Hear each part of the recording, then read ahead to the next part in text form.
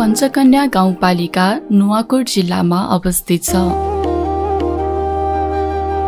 देशको उत्तराखण्डमा अवस्थित नुवाकोट जिल्ला धार्मिक एवं पौराणिक मात्र नभई एक ऐतिहासिक स्थानको रूपमा रहेको छ।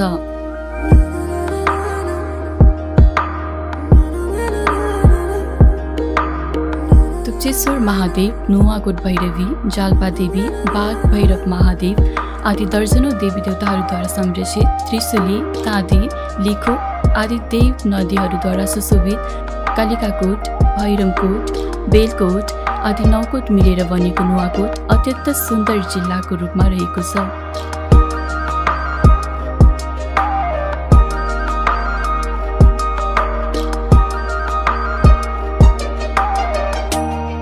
नुवाकोटको 10 वटा गाउँपालिकाहरूमध्ये एक पञ्चकन्या गाउँपालिका हो।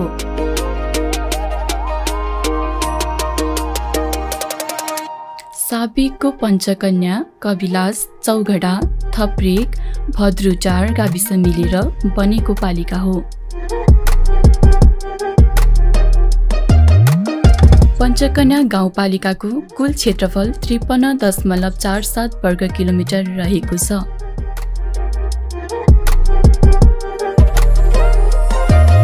यस गाउँपालिकालाई 5 वटा ओडामा विभाजन गरिएको छ। यस गाउँपालिकामा 15,945 जनसङ्ख्या रहेको छ। यस गाउँपालिकामा पूर्वमा दुप्चेश्वर गाउँपालिका, पश्चिममा लिखु गाउँपालिका, उत्तरमा ताँदी गाउँपालिका, दक्षिणमा शिवपुरी गाउँपालिकाले घेरिएको छ।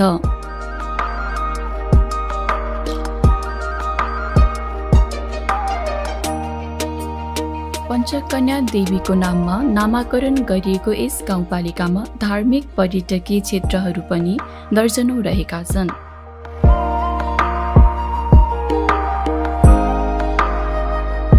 वडा नम्बर 3 मा अवस्थित पञ्चकन्या मन्दिर अत्यन्त सुन्दर र रमणीय क्षेत्र हुनुका साथै वैदिक सनातनीहरूको एक आस्थाको केन्द्रको रूपमा पनि चिनिन्छ।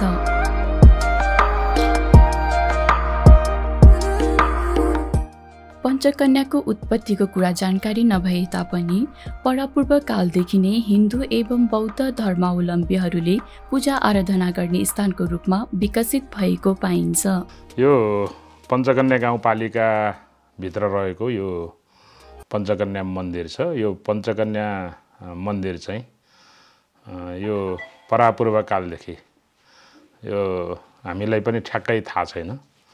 यो बाबुबाजेदेखि नै यो पञ्चकन्या मन्दिरलाई अब पुज्दै आएको र यो मन्दिरमा ठ्याक्कै तिहारभन्दा पछाडि प्रत्येक वर्ष मेला लाग्ने गरेको मेला लाग्ने चलन रहेछ। त्यसपछिबाट यो अहिले झन्डै यो 15-16 वटा पुजारीहरू सिएरिएका छन्। अब यो भनौँ न अहिले पहिल्यैदेखिबाट अब हामीले सुनेका अब यति चाहिँ पुजारीहरूले पूजा गर्दै आएको भन्ने छन्। अब अहिले पछिल्लो चरणमा आइपुग्दासम्म झन्डै 15-16 जना पुजारीहरूले पूजा गर्दै आएको भन्ने छ। त्यो गाउँकै एउटा अत्यन्तै अब कलिएका मन्दिर पनि हुन्। यो हिजो यही पञ्चकन्या मन्दिरकै नामबाट पञ्चकन्या गाविस पनि रहेको थियो। पञ्चकन्या अहिलेको यो गाउँपालिकाको केन्द्र रहेको वडा हिजो चाहिँ यो पञ्चकन्या गाविस थियो। पछि राज्य पुनर्संरचनाको क्रममा अब यो गाउँपालिकाको नामाकरण गर्ने सन्दर्भमा पनि अब कुन नाम राख्ने, के राख्ने भन्ने त्यो सुझाव सङ्कलनको क्रममा पनि यसमा यो माथिल्लो बेल विशेष गरी तामाङहरूको अलि बाग्लो उपस्थिति बाहुल्यता भएको गाउँ पनि भएको कारणले यो गाउँलाई चाहिँ तामाङ भाषामै त्यो गाउँपालिकाको नामाकरण गर्नुपर्छ कि भन्ने मैले सोचिराखेको थिएँ त्यतिखेर पनि। पछि यही निर्वाचन क्षेत्रबाट निर्वाचित माननीय पूर्व मन्त्री अहिले वर्तमान यही क्षेत्रबाट निर्वाचित सङ्घीय सांसद माननीय हितबहादुर तामाङज्यूले मैले जुन ढङ्गले सोचिरहेको थिएँ उहाँले चाहिँ त्यसरी जानुहुन्न, अब त्यसरी जाँदाखेरि चाहिँ त्यो भोलि विवाद हुनसक्छ। त्यो तामाङ भाषामा अब तिमीले सोचेको जस्तो जुन ढङ्गले सोचिरहेछ त्यो नामाकरण गर्दाखेरि चाहिँ त्यसरी तामाङ भाषामा नाम राख्यो भने भोलि विवाद आउन सक्छ। त्यही कारणले हामी सबैलाई अब सहज हुने यो समाजलाई, यो समुदायलाई, यहाँका सबै भाषाभाषी, यहाँका सबै धर्मावलम्बीहरूलाई पनि समेट्न सक्ने एउटै नाम चाहिँ पञ्चकन्या मन्दिरको नामबाट पञ्चकन्या हिजो गाविस थियो भने अब पञ्चकन्या गाउँपालिका भनेर राख्दाखेरि चाहिँ यो सबैले स्वीकार्न सक्छ। त्यो कारणले यही नाम राखेर जाँदा के हुन्छ भनेर भन्नुभयो। अब तपाईँले त्यसरी सोच्नु भएको छ भने मभन्दा अब सिनियर मान्छे, तपाईँले अब धेरै कुरा बुझ्नु पनि भएको छ, त्यो कारणले त्यही ठिक हुनसक्छ भन्ने हिसाबले पनि अब पञ्चकन्या गाउँपालिकाकै अब के अरे पञ्चकन्या गाउँपालिका भनेर राख्ने भन्ने खालको एक खालको हाम्रो बिचमा त्यो सहमति भयो। अब अरू पार्टीका नेताजीहरूले पनि आफ्नो तरिकाले सोच्नु भएको थियो होला। पछि छलफलको क्रममा यो ठाउँको यो गाउँपालिकाको नाम चाहिँ के राख्ने भनेर त्यो प्रस्ताव चाहिँ अब लैजाने क्रममा चाहिँ छलफलको क्रममा चाहिँ पञ्चकन्या गाउँपालिका राख्ने भन्ने विषयमा कुराकानी भयो र त्यो सबैले स्वीकार्नुभयो र त्यही पञ्चकन्या मन्दिरकै नामबाट यो गाउँपालिका को नामाकरण भएको छ। ब्रह्मेश्वर, कपिलेश्वर, राजेश्वर शिवालय र नाटेश्वरी कालिका माता देवी शक्तिपीठहरूद्वारा संरक्षित सुशोभित यस गाउँपालिकामा कृषि, पर्यटन, व्यापार, पेसा व्यवसाय गरेको पाइन्छ। पर्यटकीय नगरीको रूपमा नवोदित हुँदै गरेको नवीनतम गन्तव्यको रूपमा पहिचान बनाउन सफल क्षेत्र ग्याङस्वारा पञ्चकन्यामा अवस्थित छ। सूर्योदयको पहिलो कान्ति र सूर्यास्तको अन्तिम लालीको दर्शन हुने यो अत्यन्त सुन्दर रमणीय क्षेत्र पञ्चकन्याको शिखरमा अवस्थित छ। गणेश, लाङटाङ, मनास्लु आदि थुप्रै हिम श्रृङ्खलाहरूलाई यहीँबाट देख्न सकिन्छ।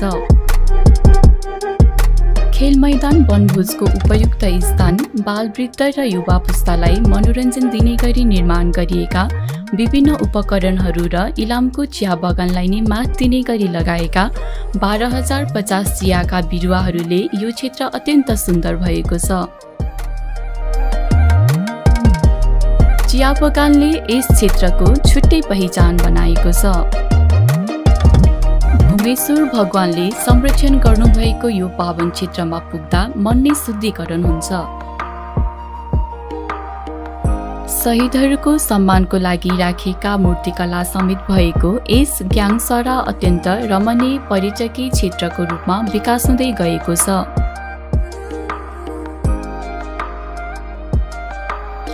स्थानीय सरकारको पहलमा विभिन्न दात्री समुदायहरूद्वारा सहयोग हुँदै आएको यस क्षेत्र निकट भविष्यमा नै अत्यन्त सुन्दर आन्तरिक एवं बाहिरी पर्यटकीय क्षेत्रको रूपमा विकसित हुनेछ।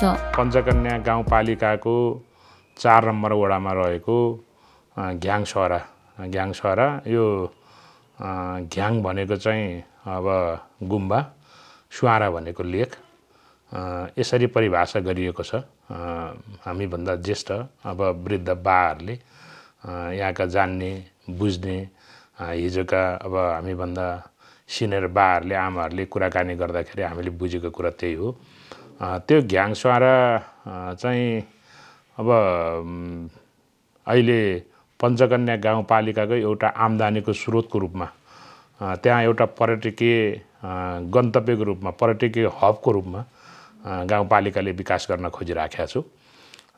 यसलाई हामीले त्यो घ्याङस्वारालाई अहिले अर्को नाम पनि दिएको छ, शहीद स्मारक पर्यटकीय पार्क तथा खेल मैदान घ्याङस्वारा भनेर त्यसलाई नामाकरण गरेको छ। र अहिले शहीदहरूको यो गाउँपालिकामा हिजो यो व्यवस्था परिवर्तनको निम्ति 10 वर्षे युद्ध भयो, आन्दोलन भए। त्यो 10 वर्षे युद्धको क्रममा यो गाउँपालिकाबाट शहादत प्राप्त गर्न हुने ती महान शहीदहरूको 14 जना शहीदहरू हुनुहुन्छ। ती 14 जना शहीदहरूको अर्धगतको शालिगहरू पनि हामीले निर्माण गरेर राखेका छौँ र त्यही कारणले पनि हामीलाई त्यसलाई शहीद स्मारक भनेर भनेका छौँ। अर्को चाहिँ पर्यटकीय हबको रूपमा विकास गर्न खोजेको कारणले सैदिज पार्क पर्यटकीय पार्क त्यो एउटा त्यसलाई एउटा पार्कको रूपमा पनि विकास गरिराखेका छौँ। हिजो म सानो हुँदा पनि अब मैले देखेको त्यो घ्याङसरामा चाहिँ अब हामी यो गाउँवासीहरूको त्यतिखेर खेतीपातीमा अत्यन्तै रुचि राख्ने र एउटै परिवारले झन्डै 50-60वटा 60-70वटा गाई भैँसीहरू अब पाल्ने र बर्खा लाग्न लागेपछि अब त्यो गाई भैँसीहरूको गोठ सार्ने चलन थियो। त्यो चाहिँ तल ल्याउने बेसीमा ल्याउने र हिउँद लागेपछि चाहिँ अब यहाँ घाँसहरू सुकिसकेपछि वनमा छोड्ने चलन थियो। त्यो घ्याङसरामा लगेर धेरै मान्छेले त्यहाँ वनमा त्यो गाई भैँसीहरू चराउने चलन थियो र त्यहाँ घ्याङसरामा एउटा ठुलो चौर भन्ने थियो, नामै ठुलो चौर थियो। त्यो ठुलो चौरमा गाई भैँसीहरूलाई पानी अब खाने पानी खुवाउने एउटा आलको रूपमा थियो, सानो एउटा आलको रूपमा थियो। पछि मैले बिस्तारै म 2074को निर्वाचनबाट निर्वाचित भएर आइसकेपछि गाउँ त्यतिखेर चाहिँ 2072को भूकम्पले गाउँ पुरै ध्वस्त थियो। गाउँमा हामी कहाँ पर्याप्त पूर्वाधारहरू निर्माण भइसकेको अवस्था थिएन। गाउँवासीहरू बस्नलाई आफैलाई बस्नलाई पनि आफ्नो घरहरू निर्माण नभएको कारणले समस्या थियो। त्यसपछिबाट अब पालिकाको कामको सिलसिलामा सदरमुकामदेखिबाट अथवा अन्य गाउँपालिकादेखि काठमाडौँदेखि कोही पाहुना आइपुग्नु भयो भने त्यो गाउँवासीले आफू बस्न अब घर निर्माण पनि नभएको र पालिकाको आसपासतिर त्यस्तो होटलहरूको अरू व्यवस्थापन नभएको कारणले पनि अब यहाँ पाहुनाहरू दिनभरि बसेर त्यो चाहेर पनि नचाहेर पनि बेलुका फर्किन पर्ने समस्या थियो। त्यो कारणले मैले सबभन्दा पहिला चाहिँ एउटा पाहुना घरको रूपमा घ्याङसरामा रहेको जग्गामा एउटा पाहुना घर निर्माण गर्ने र दिनभरि पालिकाको कामको सिलसिलामा आइपुगेको त्यो पाहुनालाई चाहिँ फर्किन भ्यायो भने फर्किने, नभ्याएदेखि चाहिँ बेलुका चाहिँ घ्याङसरा लगेर राख्ने, त्यो पाहुना घरमा राख्ने भन्ने एक खालको सोच बनाएर मैले त्यो घ्याङसरामा पाहुना घर निर्माण गरेँ। अनि त्यो पाहुना घर निर्माण भइसकेपछि पाहुनालाई गाउँपालिकाभित्र आइपुगेको पाहुनालाई बेलुका त्यहाँ पुर्याउन जाने र बिहान रिसिभ गर्न जाने क्रममा मैले त्यो ठाउँमा केही गर्नुपर्छ भन्ने हिसाबले सोचेँ र मैले सोचेको एक खालको जुन खालको मेरो एउटा सपना छ, त्यो सपना अब धेरै नजिक देखिराखेको छु। मैले त्यो ठाउँलाई चाहिँ एउटा पर्यटकीय हबको रूपमा विकास गर्नुपर्छ। त्यहाँ गाउँपालिकाले त्यो ठाउँलाई चाहिँ एउटा खेल मैदान, त्यो सँगसँगै अन्य पूर्वाधारहरू निर्माण गर्ने, त्यसलाई पार्कको रूपमा विकास गर्न सक्यो भने त्यहाँ आन्तरिक तथा बाह्य पर्यटक भित्राउन सक्यौँ भनेदेखि त्यसबाट हुने केही आम्दानीले चाहिँ भोलि पञ्चकन्याको समग्र विकासलाई चाहिँ टेवा पुर्याउँछ त्यसले भन्ने सोच राखेरै मैले त्यो घ्याङसरालाई अगाडि बढाएको हो। त्यो घ्याङसरा अहिले मलाई लाग्छ हामीले जति सोचेका छौँ, हामीलाई हाम्रो सीमित स्रोत साधनको कारणले हामीले सोचेको जस्तो निर्माण गर्न सकिराखेका छैनौँ। तैपनि फेरि गाउँपालिकाले जति सकेका छ त्यो गरेका छ र अहिले सामाजिक सञ्जालभरि चाहिँ अब दैनिक देख्न सक्छौँ आन्तरिक तथा बाह्य पर्यटकको रोजाइमा घ्याङसरा भनेर दैनिक चाहिँ अब त्यो सञ्चारकर्मी साथीहरूले प्रचार प्रसार गरिरहनु भएको छ।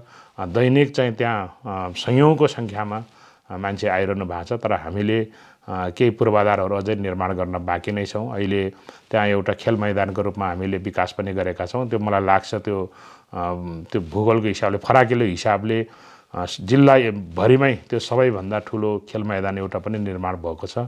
त्यो सँगसँगै पार्कहरू पनि निर्माण भएको छ। त्यहाँ अघि नै मैले भने त्यहाँ शहीदहरूको अर्धकतको शालिगहरू निर्माण भएको छ। त्यहाँ माथि मलाई सानो 7-8 वर्षको उमेरतिर होला, त्यो 7-8 वर्षको उमेरतिर होला गाउँको बुढापाहरूले त्यो सिलोक भन्ने चलन थियो त्यतिखेर। त्यो सिलोक भन्ने बुढापाहरूले अब भट्याउने बेलामा चाहिँ अब त्यहाँ बडा दयालु बडा गुणाका बसन्ती शिरमा भनेर त्यो सिलोक गाउने त्यो माथि त्यो भूमिथानको एउटा मन्दिर छ। त्यो चाहिँ सबैतिरको शिरमा पर्ने, यता भद्रटारतिरको नि शिरमा पर्ने, पञ्चकन्याको नि शिरमा पर्ने, साबिकको थब्रे गाविसको नि शिरमा पर्ने, उता महाकालीको नि शिरमा पर्ने। त्यो कारणले त्यो गैरीथुम भन्ने रहेछ त्यसलाई चाहिँ, त्यो माथि अहिले जुन भूमिको मन्दिर भएको ठाउँमा त्यो गैरीथुममा चाहिँ त्यो भूमि चाहिँ बडा दयालु, उहाँले त्यो हामीले जे माग्यो त्यो प्राप्ति हुने भन्ने एउटा जनविश्वास रहेछ। त्यो कारणले पनि बुढापाहरूले बडा दयालु बडा गुणाका बस्छन् ती शिरमा भनेर त्यो 7-8 वर्षको उमेरमा मैले सुनेको त्यो भूमिलाई उल्कै पुज्ने चलन रहेछ गाउँवासीको। र मैले अहिले त्यो भूमिको एउटा मन्दिर पनि त्यहाँ निर्माण भइरहेको छ, यो वर्ष सम्पन्न हुन्छ। त्यहाँबाट त्यो ग्राउन्डबाट माथि भूमिको मन्दिरसम्म 640 मिटरको चाहिँ अब सिँढीहरू निर्माण भइसकेको छ। त्यहीँबाट अहिले जोडेर फेरि घलेबन्ज्याङदेखिबाट माथि भूमिको मन्दिरसम्म पनि अर्को सिँढीहरू जोडिसकेको छ। त्यो पर्यटकहरूलाई त्यहाँबाट पनि जान सक्ने गरी त्यहाँ ठुलै कामहरू भएको छ। तैपनि फेरि मैले जति सोचेको जति देखेको कामहरू त अझ बाँकी नै छ। हामी यो वर्ष पनि धेरै काम गर्ने सोचमा छौँ र त्यो घ्याङसौरालाई यही रूपले अगाडि बढाउन सक्यो भने, आन्तरिक तथा बाह्य पर्यटक भित्राउन सक्यो भने त्यहाँबाट उठ्ने राजस्वले गाउँलाई भोलि मलाई थाहा छ, मैले सोचिराखेको छु कुनै न कुनै दिन आज यो स्थानीय तह चाहिँ सानो भर्खर जन्मेको शिशु अवस्थामा भएको कारणले पनि अहिले प्रदेश सरकारले सङ्घीय सरकारले विभिन्न अनुदानहरू दिएर गाउँ सञ्चालन भइराखेको छ। भोलि प्रदेश सरकार र सङ्घीय सरकारले एक दिन यो आफ्नो गाउँ चाहिँ आफैले बनाउनु पर्छ है, त्यो गाउँमा जे स्रोत साधनहरू प्राप्त हुन्छ त्यसैले आफ्नो गाउँ चलाउने भनेर हामी त्यो अनुदानको रकमहरू दिन सक्दैनौँ भने त्यो गाउँ आफै चलाउनु पर्छ भन्ने हिसाबले मैले त्यो ठाउँलाई विकास गरेर दैनिक मैले अरू केही गर्न नसके पनि 300 मान्छे भित्राउन सक्यो भने, मान्छे त अहिले झन्डै 1000को सङ्ख्यामा त अहिले नै भित्रिराखेको छ। भोलिको दिनमा 300 मान्छे भित्राउन सक्यो भने त्यो 300 मान्छे भित्रिँदाखेरि अहिलेको जमानामा नर्मली 200 रुपियाँको टिकट लगाइदियो भने 300 इन्टु 200 दैनिक चाहिँ 60,000 पैसा उठ्छ। त्यो 60,000 दैनिक 60,000 उठाउन सक्यो भने 60,000 इन्टु 30 गर्दा 18 लाख रुपियाँ पैसा उठ्छ, मासिक 18 लाख रुपियाँ उठ्छ। 18 लाख रुपियाँ मासिक उठ्यो भने वार्षिक चाहिँ 18 इन्टु 12 गर्दाखेरि 2 करोड 16 लाख 2 करोड समथिङ 3 करोड जति पैसा उठ्छ। त्यो नर्मली उठ्ने कुरा हो, त्यो मैले सोचेको त अझ त्योभन्दा लामो कुरा छ, लामो सोच छ। तैपनि मैले जति देखा छ अहिले सामान्य रूपमा उठाए पनि झन्डै 2-4 करोड पैसा त त्यहाँ आउने पर्यटकहरूको शुल्कबाटै पनि त्यो पैसा उठ्न सक्छ र त्यो पैसाले भोलि गाउँमा केही गर्न सकिन्छ भन्ने हिसाबले लागिराखेको छु। र त्यहाँ अहिले झन्डै चाहिँ सुरुमा हामीले 12,050 चियाको बेर्नाहरू लगाएको थियौँ। गत वर्ष चाहिँ हामीले 40,000 भन्दा बढी लगाएको छौँ र यो वर्ष पनि झन्डै 50,000 जति चियाको बेर्नाहरू लगाउने कुरा छ। वन कार्यालयबाट चाहिँ त्यो ठाउँलाई अब जुन ब्युटिफिकेसनको लागि सौन्दर्यताको लागि चाहिँ अब पनि हुने, अर्को चाहिँ आम्दानीको स्रोत पनि हुनसक्छ भनेर वन कार्यालयबाट यो वर्ष 500 दाँते ओखरको बेर्नाहरू पनि हामीले उपलब्ध गराइदिनु भएको थियो। त्यो दाँते ओखरको बेर्नाहरू पनि सरेर राम्रो भइसकेको अवस्था छ। अन्य फलफुलको बिरुवाहरू पनि त्यत्तिकै छ र त्यो सँगसँगै हामीले अरू सोचहरू पनि सोचिराखेका छौँ र अहिले प्रदेश सरकार सङ्घीय सरकारबाट अब ठुलो रकममा अहिले कसैले पनि त्यहाँ सहयोग नगरिराखेको अवस्थामा यो वर्षदेखिबाट चाहिँ प्रदेश सरकारको र सङ्घीय सरकारको पनि घ्याङसौरामा आँखा परेको छ। अहिले थोरै भने पनि केही न केही रकमहरू बजेटहरू पर्न थालेको छ र मलाई थाहा छ अब उहाँहरूको पनि रकम परिसकेपछि एक दिन घ्याङसौराले साँच्चीकै घ्याङसौरा बन्नको निम्ति सबैको सहयोग पाउनेछ र सङ्घीय सरकार र प्रदेश सरकारको बजेट पर्न थालिसकेको छ। उहाँहरूले त्यसलाई पुरा गर्नेतर्फ उहाँहरू लाग्नुहुनेछ भन्ने मलाई विश्वास पनि छ र अहिले सबै राजनीतिक दलका नेतागणहरू गाउँवासीहरू सबैले राम्रो कामको निम्ति सहयोग गर्नुपर्छ, राम्रो कामको सुरुवात भएछ पञ्चकन्यामा भनेर सबै गाउँवासीहरू राजनीतिक दलका सबै पार्टीका नेतागणहरूको पनि उति नै सहयोग छ। उहाँहरूले सल्लाह सुझाव, कम्तीमा अहिले बजेटको कुरा भन्ने ठुलो कुरा भन्ने पर्दैन, सल्लाह सुझावको कुरा हो, सहयोगको कुरा हो। हरेक हिसाबले उहाँहरूले जे सकिन्छ सहयोग गरिरहनु भएको छ र त्यो घ्याङसौरा एक दिन यो नुवाकोट जिल्लामा मात्रै नभइकन बागमती प्रदेशकै, अब मैले धेरै ठुलो परकको कुरा नगरौँ, बागमती प्रदेशमा एउटा पर्यटकीय हबको रूपमा अगाडि बढ्न सक्छ भन्ने जुन खालको सपना छ त्यो पुरा हुन्छ। त्यही ढङ्गले अगाडि बढिरहेछ। पुराण अनुसार भगवान विष्णुले माता देवहूतिलाई शाक्य युगको ज्ञान प्रदान गर्नका लागि लिनुभएको अवतारको रूपमा कपिलदेव भगवानलाई चिन्न सकिन्छ। पिता कश्यप र माता देवहूतिको गर्भबाट 10औं सन्तानका रूपमा अवतार लिनुभएका भगवान कपिलदेव भगवानले बसेर तपस्याद्वारा आशुतोष भगवानलाई प्राप्त गर्नुभएको र पूजा आराधना गरेको स्थान कपिलेश्वर महादेव हो। भगवान कपिलदेवको तपस्याद्वारा प्रसन्न हुनुभएका भोले बाबाले उक्त क्षेत्रमा नित्य निवास गर्ने आज्ञा गरेपछि त्यस क्षेत्रको नाम नै कपिलेश्वर रहन गएको हो। विशेषतः श्रावण माघ महिना र सोमबारका दिन विशेष पूजा आराधनाका लागि भक्त सज्जनहरूको भिड लाग्ने भए तापनि दिनहुँ जस्तो धार्मिक एवं पर्यटकीय हिसाबले संयोजनाको उपस्थिति रहने गरेको छ। पुरातात्विक सम्प्रदायको रूपमा रहेको यस क्षेत्रको उत्थानका लागि पुरातत्व विभाग एवं गाउँपालिकाले अथक प्रयास गरिरहेको देख्न सकिन्छ।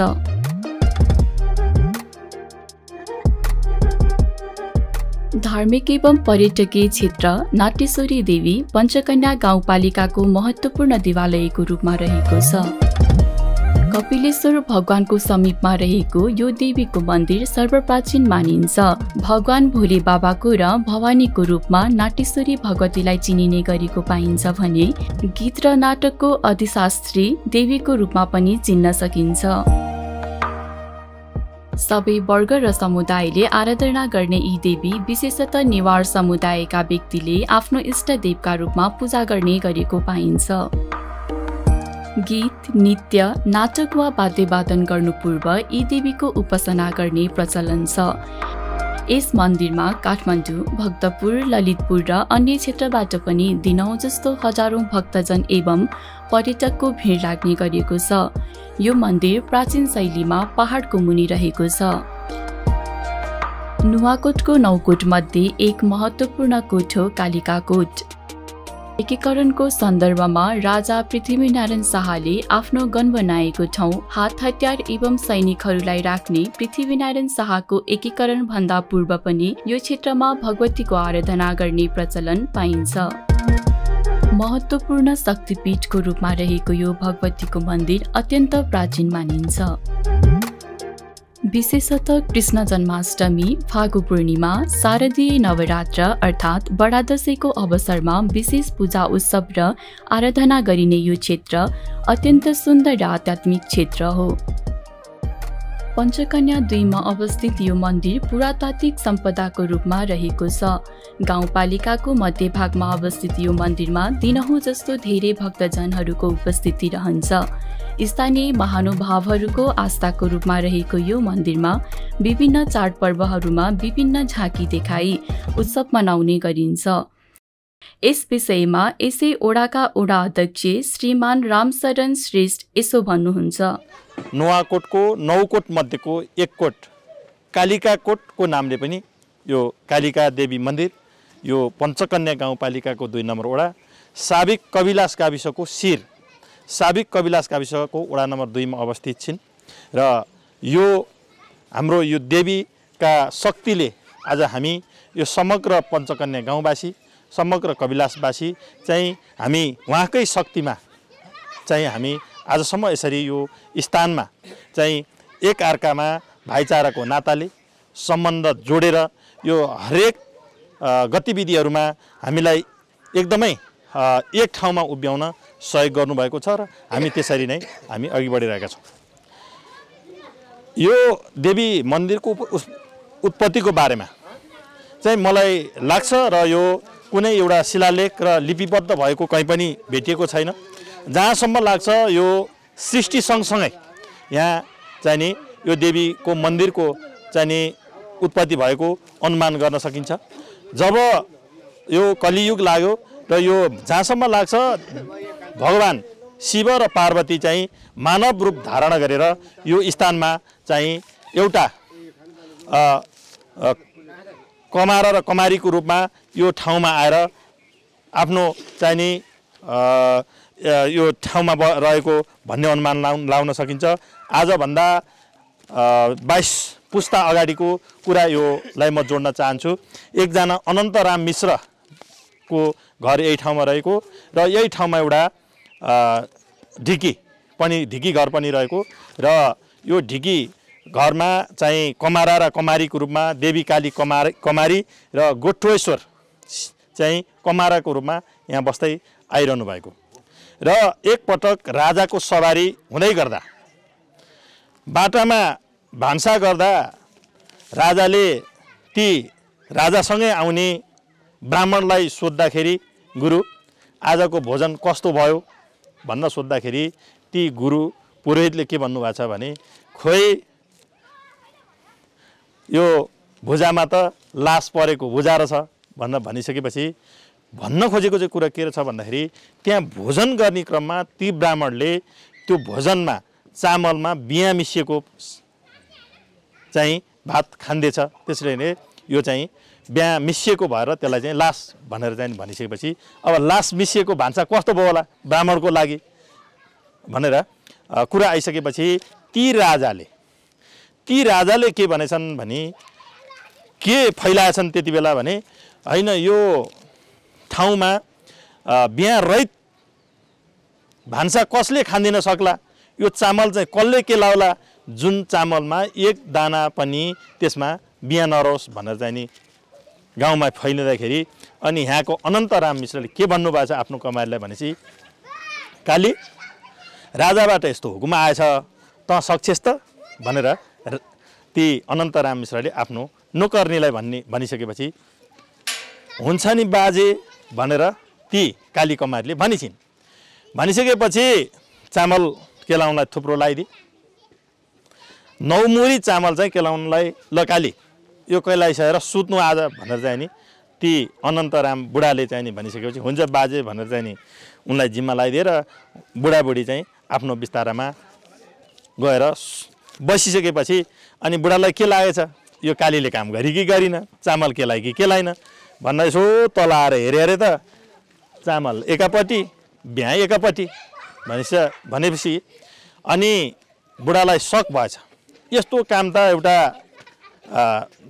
साधारण मान्छेले गर्न नसक्ने, यो कालीले आँखा झिमिक्क पार्न पाएको छैन, बुढाबुढीले ल केलाई भनेर गएको छन्, माथि बसेर एकछिन बसेर चाहिँ काम गरी कि गरिन भनेर तल हेर्न आउँदाखेरि चामल एकापट्टि बिहा एकापट्टि भइसकेपछि आश्चर्यचकित भइसकेपछि हैन के हो यो त यिनी त देवीकै हुन् कि क्या हो भनिसकेपछि यिनी देवी यही आफ्नै घरबाट भन्नु मतलब ढिकी घरबाट अलग भएको भन्ने किंवदन्ती छ र सोही स्थानमा चाहिँ त्यति बेलादेखि नै देवीको मन्दिर स्थापना गरेर पूजाआजा गर्दै आइरहेको किंवदन्ती छ। ब्रह्मक्षेत्र नुवाकोट जिल्लाको पञ्चकन्या गाउँपालिका वडा नम्बर 2 कविलासमा अवस्थित छ। यो क्षेत्र अत्यन्त धार्मिक क्षेत्र हो। भगवान ब्रह्माले सृष्टि गर्नुभन्दा पूर्व भगवान भोले बाबाको उपासना गर्ने गरेको स्थानको रूपमा देख्न सकिन्छ। हिम्मत खण्डमा यो कुरालाई व्याख्या गर्नुभएको छ। पर्वतहरूको मध्य भागमा अवस्थित यो तीर्थमा ब्रह्माले स्नान गरी त्यहाँको जलपान गरी भगवान भोले बाबाको आराधना गरेको यो दिव्य क्षेत्र अत्यन्त प्राचीन क्षेत्र हो। ब्रह्माले सृष्टि गर्नु पूर्व सृष्टि गर्नका लागि भगवान आशुतोष शिवजीको आराधना गर्नुभएको अत्यन्त पवित्र पावन क्षेत्रको रूपमा ब्रह्मक्षेत्रलाई चिन्न सकिन्छ। ब्रह्मक्षेत्रको चौतर्फी भागमा विभिन्न देवी देवताहरूको मठ मन्दिरहरू रहेका छन्। विभिन्न देवालयले भरिएको यो क्षेत्र अत्यन्त सुन्दर र रमणीय छ। यो स्थानमा विभिन्न समयमा विभिन्न राजाहरूले तपस्या गरेको बौद्ध धर्मावलम्बीहरूको धर्मगुरु रिम्पोछेले तपस्या गरेको यो क्षेत्र अत्यन्त सुन्दर क्षेत्र हो। ब्रह्म नदी र देव नदीको सुन्दर काक यस क्षेत्रमा हाल गुरुकुल पनि सञ्चालन भइरहेको छ। यस श्री वैदिक सनातन धर्म संरक्षण समाजले काठमाडौँबाट नजिकै रहेको नुवाकोटको विभिन्न स्थानमा गुरुकुल स्थापना एवं सञ्चालनका लागि प्रयत्न गरिरहेको थियो।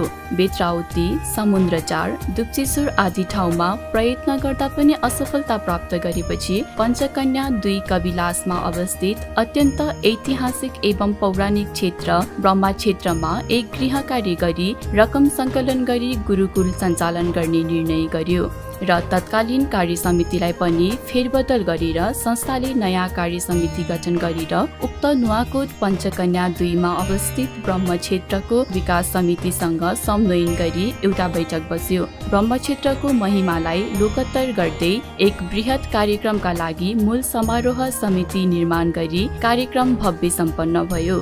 2075 साल फागुन 14 गतेबाट 21 गतेसम्म भएको कार्यक्रमबाट सङ्कलित रकम एवं सरकारी निकायको सहयोगमा भवन निर्माण भई आवासीय रूपमा कक्षा 6बाट 10सम्म अध्यापन शुभारम्भ भयो। हाल यस गुरुकुलमा 50 भन्दा बढी बटुकहरूले आधुनिक शिक्षासहितको वैदिक गुरुकुल शिक्षालाई अध्यापन गरिरहनु भएको छ। गुरुकुलसँगै पुस्तकालय, ध्यान केन्द्र, खेलकुद मैदान र अन्य भौतिक संरचनाहरू पनि निर्माण भइरहेको छ। गुरुकुलको संरक्षण श्री वैदिक सनातन धर्म संरक्षण समाजले गरिरहेको छ भने गुरुकुललाई स्थानीय सरकार, प्रदेश सरकार, केन्द्र सरकारले पनि सहयोग गरेको छ। साथै दात्री निकाय, श्रद्धालु भक्त सज्जन र अन्य महानुभावहरूले पनि सहयोग गर्दै आउनु भएको छ। वर्तमान परिप्रेक्ष्यमा संस्कृत भाषा र वैदिक वाङ्मयको संरक्षण, सम्वर्धन र यसको महत्तालाई लोकोत्तर गर्नुपर्छ भन्ने उद्देश्यले श्री वैदिक सनातन धर्म संरक्षण समाज नामक संस्थाले गुरुकुलको अवधारणा ल्याई सञ्चालन गरेको यो गुरुकुल नुवाकोट जिल्लाकै प्रमुख गुरुकुलको रूपमा मानिन्छ।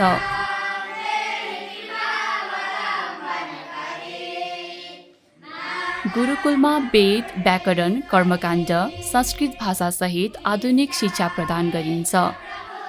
बिहानबाट बेलुकासम्म आवश्यक रूपमा बस्नुभएका ब्राह्मण बटुकहरूले प्रातःकालदेखि नै वेद पाठ, गीता, रुद्री, चण्डी आदि पाठ पारायण गरी बिहानको समयलाई व्यतीत गर्नुहुन्छ।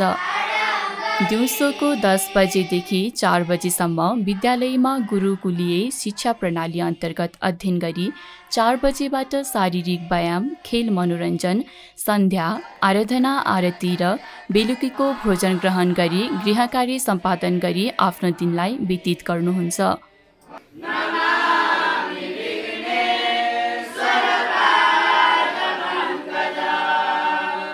यस गाउँपालिकामा अन्य थुप्रै मन्दिर, देवालय, नदीहरू र पर्यटकीय क्षेत्रहरू पनि रहेका छन्। स्थानीय सरकारले गाउँपालिकामा धेरै उदाहरणीय कार्यहरू गर्दै आउनु भएको छ। हाम्रो यस श्री ब्रह्मेश्वर वेदविद्या आश्रम गुरुकुल 2075 सालमा स्थापना भएको हो। यसको सुरुमा जग बसाल्ने क्रममा वैदिक सनातन धर्म संरक्षण समाज का अध्यक्षज्यू र श्री ब्रह्मेश्वर वेदविद्या आश्रम सञ्चालनको लागि ब्रह्म क्षेत्र विकास कोषका समिति पदाधिकारीज्यूहरूको संयुक्त तत्त्वावधानमा श्रीमद् भागवत सप्ताह महायज्ञ प्रारम्भ भई समापन भए पश्चात यस गुरुकुललाई निर्माणको लागि कार्य अगाडि बढेर यो क्षेत्रसम्ममा आइपुगेको छ। यसमा विभिन्न दाताहरू, सङ्घ संस्थाहरूको सहयोगबाट निर्मित भएको छ र विभिन्न दाता, सहयोगी महानुभावहरूको सहयोगकै कारणले लगभग दैनिक रूपमा 50-55 जनाले आवासीय सुविधासहित कक्षा 6 देखि 10 कक्षासम्म अध्ययन गरिरहनु भएको छ। शिक्षा क्षेत्रमा हामीलाई गुरुकुल चलाउनलाई अनुमति दिएर पञ्चकन्या गाउँपालिकाले ऋणी तुल्याएको छ। यस क्षेत्रमा संस्कृत तर्फको गुरुकुलीय पद्धति, आचरण र संस्कारबाट युक्त भएर कुनै पनि विद्यालय गुरुकुल नचलेको कारणले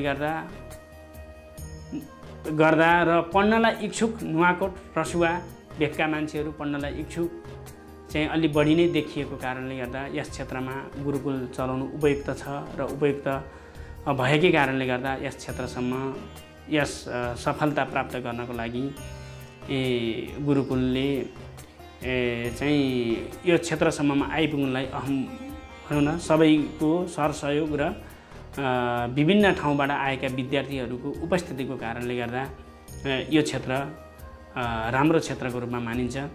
त्यसैगरी तपस्याको दृष्टिकोणबाट हेर्दा पनि ब्रह्माजीले 120 वर्ष चाहिँ दिव्य तपस्या गर्नुभएको र त्यसबाट चाहिँ शक्ति आर्जन गरेर सृष्टिक्रमलाई अगाडि बढेको भन्ने कुराहरू पनि हिमवत खण्डमा उल्लेख गरिएको पाइन्छ।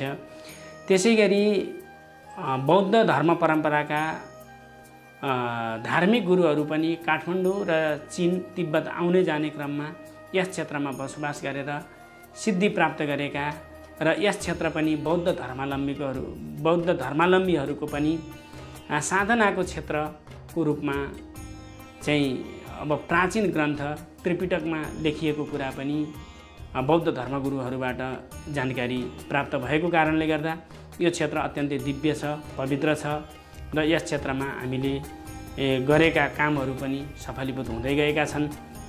विशेष गरी अहिले हाम्रो गुरुकुलमा 48 जना विद्यार्थीहरू अध्ययनरत हुनुहुन्छ र 6 जना गुरुहरू अध्यापनरत हुनुहुन्छ। त्यसै गरी हाम्रो आवासीय सुविधासहित 48-50 जनासम्म हाम्रो अहिले अट्ने क्षमता भएको छ। विभिन्न स्थानीय सरकार, जिल्ला समन्वय समिति अनि प्रदेश सरकार र सङ्घीय सरकार र राष्ट्रपति शैक्षिक सुधार योजनाको कार्यक्रमबाट नै भवनहरू निर्माण भएका छन् र यहीँको स्थानीय कोइराला परिवारबाट पनि यहाँ 2 कोठी भवन निर्माण भएर विद्यार्थीहरूको लागि पठन पाठनको र अरू क्षेत्रको लागि पनि उपयुक्त भएको छ। त्यसै गरी हाम्रो यहाँ लगभग 600 वटा जति पुस्तक भएको पुस्तकालय पनि दाताकै सहयोगबाट निर्मित भएको छ। त्यसै गरी हाम्रो 6वटा कम्प्युटर चाहिँ विद्यार्थीहरूको शैक्षिक सिकाइ क्रियाकलापको लागि सहयोग गर्नको लागि उनीहरूलाई प्र्याक्टिस गर्नको लागि त्यो पनि उपलब्ध छ। त्यसै गरी अन्य विभिन्न स्रोत र साधनहरू हामी जोड्दै यसलाई चाहिँ उन्नत दिशामा अगाडि बढाउने प्रणय वाचासहित विभिन्न अब क्षेत्रमा रहेर यस गुरुकुललाई सहयोग पुर्याउने महानुभावहरूलाई हार्दिक आभार प्रकट गर्दै हाम्रो विद्यालय व्यवस्थापन समितिका पदाधिकारीज्यूहरू अनि वैदिक सनातन धर्म संरक्षण समाजका पदाधिकारीज्यूहरू अनि ब्रह्म क्षेत्र विकासका पदाधिकारीज्यूहरू सबैको साथ सहयोग र हौसलापूर्ण व्यवहारबाट यो गुरुकुलले चाहिँ बामे सर्दै यो स्थानसम्ममा चाहिँ आइपुगेको छ। अब यो त धेरै नै लामा विषयवस्तुसँग जोडिने एउटा धरोहरको रूपमा र हामीले यहाँ पछि ध्यान सिद्धिको कार्यक्रम गराएर चाहिँ पछिसम्म वेद अनुसन्धान केन्द्र हैन, ध्यानको केन्द्र अनि सिद्धि प्राप्त गर्नको लागि नै यहाँ ब्रह्माजीले र अरूले पनि तपस्या गरेको कारणले गर्दा यहाँ तपस्थलीको रूपमा विकास गर्ने गौ सेवा, सन्त सेवा लगायतका योजनाहरू हाम्रो चाहिँ ठुलो बृहत गुरु योजना पनि छ। त्यस अनुरूप हामीले कार्य अगाडि बढाउन सके र स्रोत र साधनहरू जुड्दै गएमा यो क्षेत्रलाई अझ समुन्नत दिशामा पुर्याउन सकिन्छ भन्ने आशा लिएको छु। स्थापना कालदेखि प्रधानाचार्यको भूमिकामा रहेर मैले लिएका अनुभव ज्ञानहरू मैले अहिलेलाई यति नै गरी हस्। धन्यवाद। नमस्कार, म होमनाथ अधिकारी, वैदिक सनातन धर्म संरक्षण समाजको अध्यक्ष। हामी 2072 सालदेखि विधिवत रूपमा गुरुकुल संस्थालाई स्थापना गर्दै संस्था गठन गरेर हामी अगाडि बढ्यौँ र त्यसपछि संस्था गठन गरिसके पछाडि हामीले यो समाजमा हामीले केही न केही प्रदान गर्नुपर्छ, हामी मार्फत समाजले केही पाउनुपर्छ भन्ने उद्देश्यका साथ गठन गरिएको यो गैर नाफामूलक धार्मिक एवं सामाजिक संस्था हो र यो संस्था गठन भइसके पछाडि समाजलाई के दिने भन्ने छलफलका साथ हामी साथीहरू सबै बस्यौँ, छलफल गऱ्यौँ र सर्वप्रथम एउटा वेद विद्याश्रम निर्माण गरौँ, गुरुकुल निर्माण गरौँ र यहाँबाट विद्यार्थीलाई अब्बल विद्यार्थीहरू उत्पादन गरौँ भन्ने हाम्रो सोच सबैको एउटै बन्यो र त्यसपछि देशको विभिन्न स्थानमा हामीले भ्रमण गर्न सुरु गऱ्यौँ। त्यस भ्रमण अन्तर्गत विभिन्न साना ठुला धार्मिक, सांस्कृतिक, सामाजिक कार्य पनि संस्थाले अगाडि बढ्दै गर्दै गयो र त्यस पछाडि गएर सिन्धुली जिल्लाको कुशेश्वर भयो, त्यसपछि नुवाकोट र रसुवाको सङ्गमस्थल उत्तरगया धाम बेत्रावती भयो, त्यसै गरी दुप्चेश्वर भयो। यी आदि आदि ठाउँहरूमा हामीहरू गुरुकुल निर्माणको लागि भनेर अगाडि अवलोकनका लागि गयौँ। त्यहाँ अनुकूल वातावरण बनेन अथवा के भयो, त्यहाँ हामी सम्भव हुन सकेनौँ र त्यस पछाडि अन्तिममा आएर ब्रह्मक्षेत्र जहाँ पञ्चकन्या 2 नुवाकोट राक्षेश्वर जसलाई भनिन्छ त्यहाँनिर हामीले गुरुकुल स्थापनाको लागि उपयुक्त स्थान चयन गऱ्यौँ र अनि 75 साल मङ्सिरको 10 गते हामीले भेला आयोजना गऱ्यौँ। त्यस भेलामा त्यस गाउँका र पञ्चकन्याका, लिखुका र शिवपुरीका विभिन्न समाजसेवी व्यक्तित्वहरू, राजनीतिक व्यक्तित्वहरूलाई आमन्त्रण गरेर भेला आयोजना गऱ्यौँ।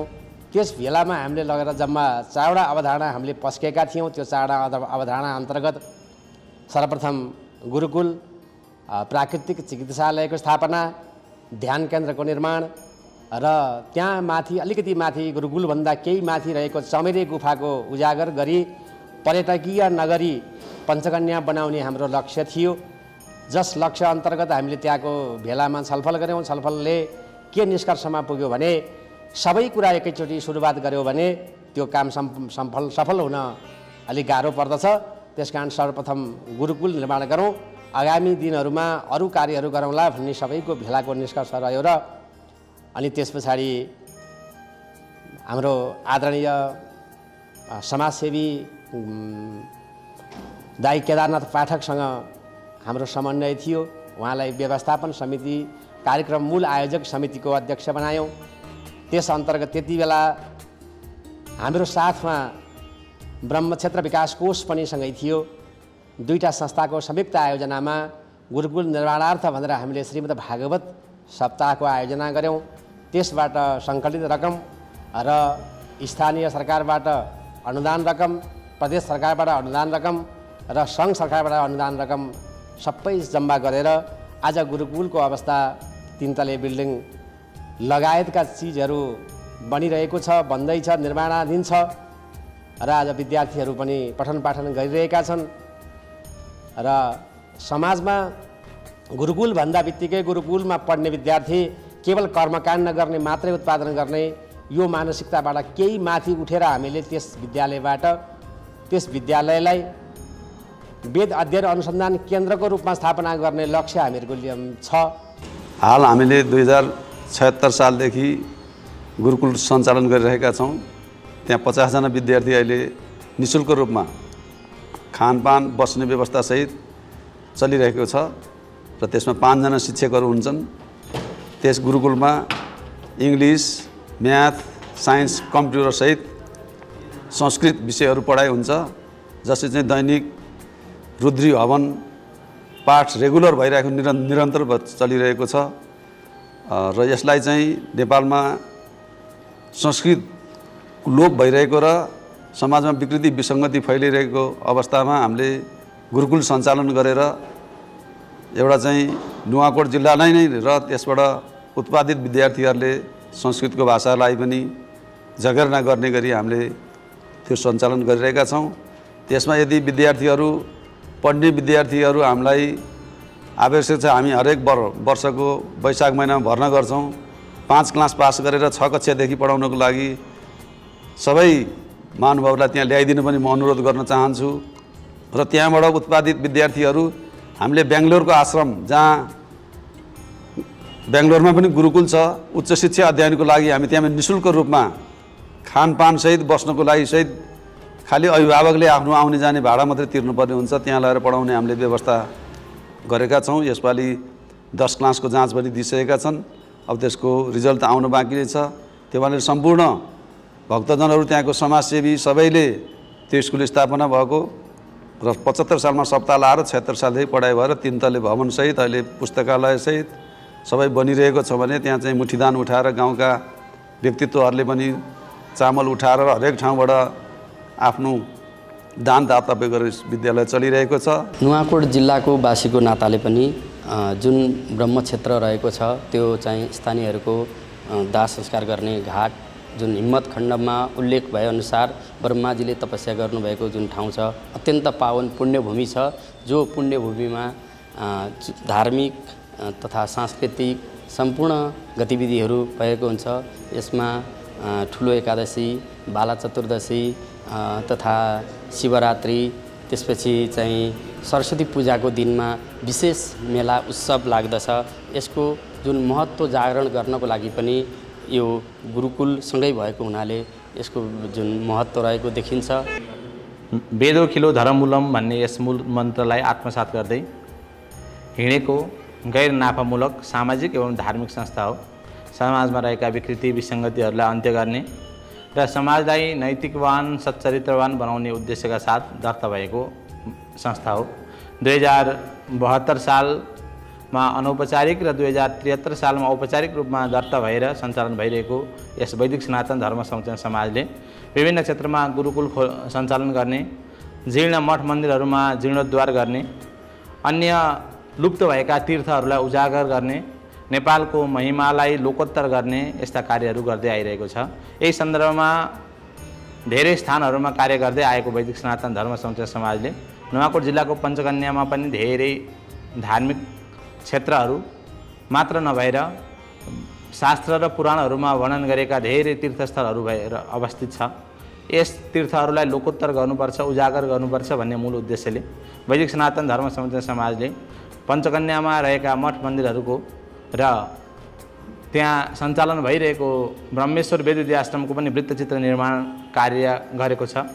विशेषतः गाउँपालिका जसले हामीलाई डकुमेन्ट्री निर्माणको लागि उहाँहरूले बजेट विनियोजन गर्नुभयो, उहाँहरूलाई विशेष साधुवाद अर्पण गर्दछौँ। त्यसै गरी यो छायाङ्कनको लागि यहाँका विषयवस्तुहरूलाई सङ्कलन गर्नको लागि लगायत सम्पूर्ण जसले जुन भूमिकामा सहयोग गर्नुभएको छ, यहाँ सबैलाई हार्दिक आभार प्रकट गर्दै वैदिक सनातन धर्म संरक्षण समाजले यस्तो कार्यहरू आगामी दिनहरूमा पनि गर्नेछ भन्ने यहाँ सम्पूर्ण विश्वास दिँदै सम्पूर्णमा साधुवाद अर्पण गर्दछौँ। नारायण।